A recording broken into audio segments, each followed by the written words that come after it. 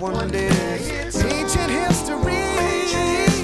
Give me just a little bit of time back, baby. Can't you? Shh. Vienna, 1847. There are two maternity divisions in the same hospital, having the same patients. But in the first division, 1 in every 6 mothers dies. In the second division, that is below 2%. Women beg for the second division because they can see the numbers.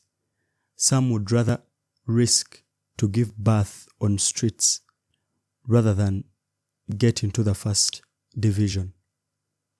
The hospital is obviously recording this, but no one can explain what's going on. A 29-year-old Hungarian physician, Ignaz Semmelweis, is about to find out why, and it's going to cost him everything. Welcome to Stellar Insight. This is a fun series about old scientific ideas that transform the world of today. Trust me, no PhD is required.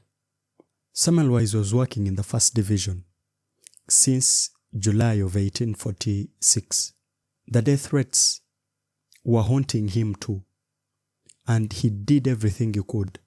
He compared patient age, he compared the effect of weather, overcrowding, and in those days, priests used to move around in those hospitals praying for like sick people. And whenever they rang a bell, he considered that too and monitored the patients that experienced the visit of the priest.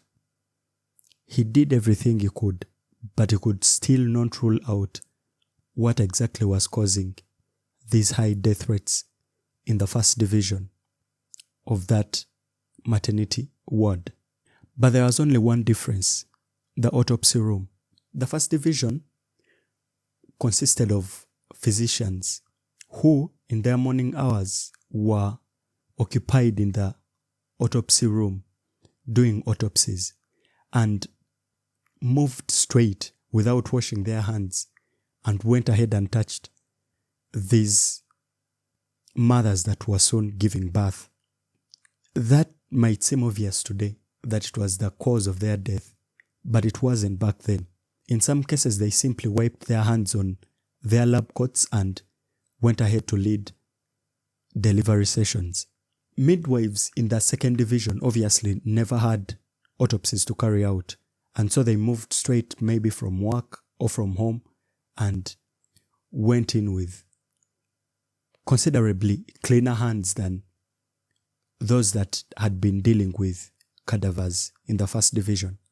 Now, one of Semmelweis's close friends was called Jacob Kolenska, and he's pivotal to this story because it's partly the reason why everything changes. In 1847, he dies from a small scalpel wound during an autopsy on a puerperal fever victim.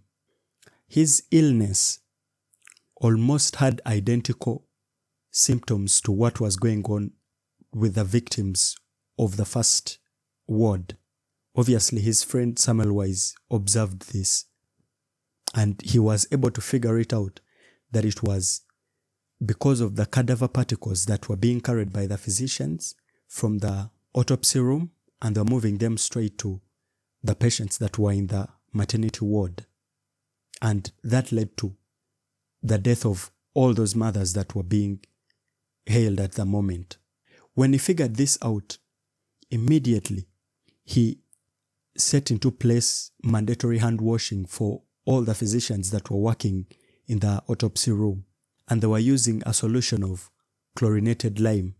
And immediately, the death rates dropped from 16% to 2% just within months. But as funny as it might sound, no one believed him. Ignaz went ahead and published his findings. He wrote letters across Europe, and the response he received was straightforward dismissal. It wasn't silence. They just dismissed his idea. Because you must understand that germ theory had not yet existed at the moment. There was no framework that explained sickness that could be caused by invisible particles. Semmelweis's idea of washing hands worked, but no one simply could explain why it worked the way it worked. Colleagues found it inconceivable that they were responsible for the deaths of all those mothers, that their hands that were believed to be healers and givers of life were actually the ones taking it. It was more of an instrument of pride, if you think about it. Now, at the moment, Jonan Klein was the supervisor of Semmelweis. He resented him and he was very dismissive. Now, over the years, Semmelweis continued to write more and more letters, but as time passed, his letters started to become desperate. But given the circumstance of what was going on, you could not fully blame the man, because he had labored and all he had received was dismissal and a decline in his career. After a short while, his professional career collapsed so bad that he had to leave Vienna in 1857 and move to Budapest. And while he was there, it was the same results. He introduces this method of mandatory hand washing with chlorinated lime, and the results were tremendous. The deaths dropped. But still, it was the exact same thing that happened. He was dismissed and no one could believe his findings. To top that off, in 1867, he was committed into a mental asylum by colleagues that ruled that he had lost his state of mind at the age of 47. And as absurd as that might be, he died 14 days later. And the official cause of the death was septic anemia and blood poisoning. Think about that.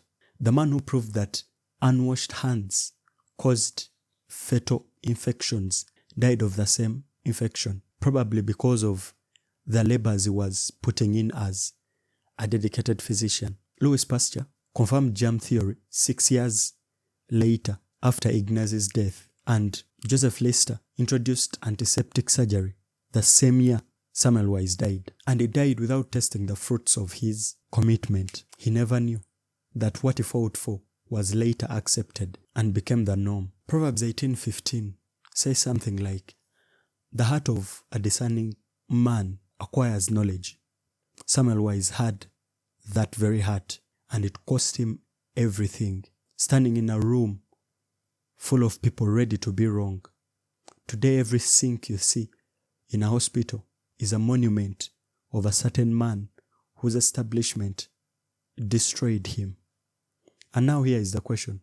What other things, what other truths are existing today that we are not ready to believe simply because they are not comfortable or they do not ring right with what we consider as truth?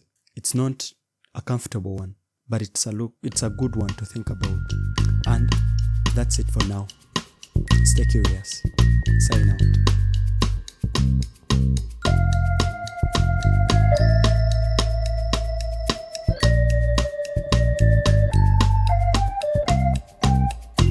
In the morning